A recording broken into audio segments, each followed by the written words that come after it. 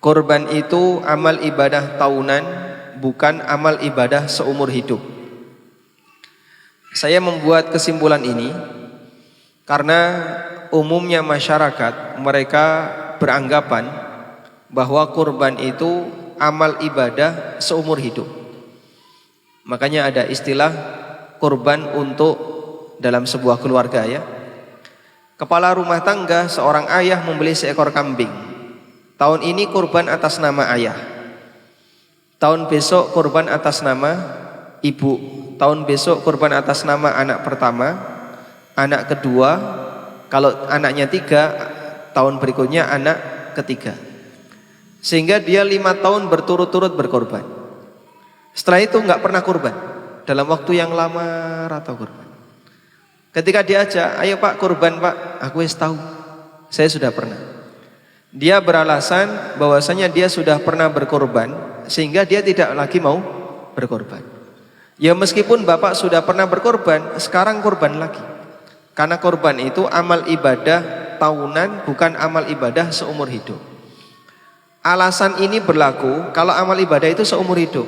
Pak, jenengan sudah akikoh belum? Sudah. Mbok akikoh lagi pak? Sudah pernah. Berarti nggak perlu akikoh lagi. Karena ini amal ibadah seumur hidup.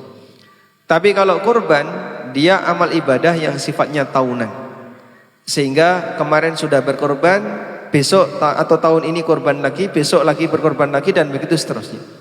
Sesuai dengan kemampuan yang diberikan oleh Allah Subhanahu wa taala kepada kita. Kita bisa melihat kesimpulan ini dari firman Allah di surat Al-Kautsar, "Inna a'tainakal kautsar fashalli li rabbika wanhar." Sesungguhnya aku telah memberikan kepadamu Al-Kautsar. Karena itu kerjakanlah salat ikhlas karena Rabbmu dan sembelihlah kurban.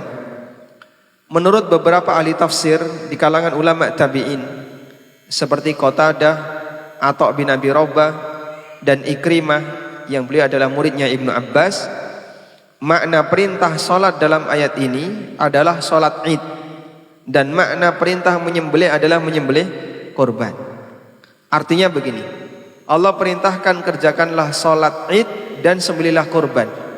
Sebagaimana salat Id dikerjakan setiap tahun sekali, kurban juga dikerjakan setiap tahun sekali. Sehingga amal ibadah ini bukan amal ibadah seumur hidup, tapi amal ibadah setiap tahun. Yang kedua, yang mampu harus berkurban. Dalil tentang ini adalah sabda Nabi SAW dalam hadis dari Abu Hurairah radhiyallahu anhu yang diriwayatkan oleh Imam Ahmad. Rasulullah SAW bersabda, "Man kana lahu sa'atun wa lam yudhi fala yaqrabanna musallana." Siapa yang punya kemampuan tapi tidak mau berkorban, enggak usah dekat-dekat dengan tempat sholat kami. Tempat sholat kita apalah? Tempat sholat kita adalah masjid. Nabi SAW seolah-olah mengusir sebagian di antara umatnya yang mereka punya kemampuan tapi tidak melaksanakan kurban, enggak usah dekat-dekat dengan masjid. Padahal masjid adalah rumah kaum muslimin, rumah kedua bagi kaum muslimin. Kalau ada anak yang nakal, gak pernah pulang, saking jengkelnya orang tuanya, karena dia gak pernah pulang, lalu orang tuanya bilang, sudahlah kamu gak usah pulang sekalian. Kira-kira anaknya makin bahagia atau makin susah? Seneng apa senep? Seneng ya? Makin seneng gak? Ya sekalian saja kan, gak pernah pulang malah gak boleh pulang. Makin senang atau tidak? Dia mesti sedih. Kenapa dia sedih? Karena kalimat ini menunjukkan hukuman dari orang tua, bukan kasih sayang orang tua kepada anaknya.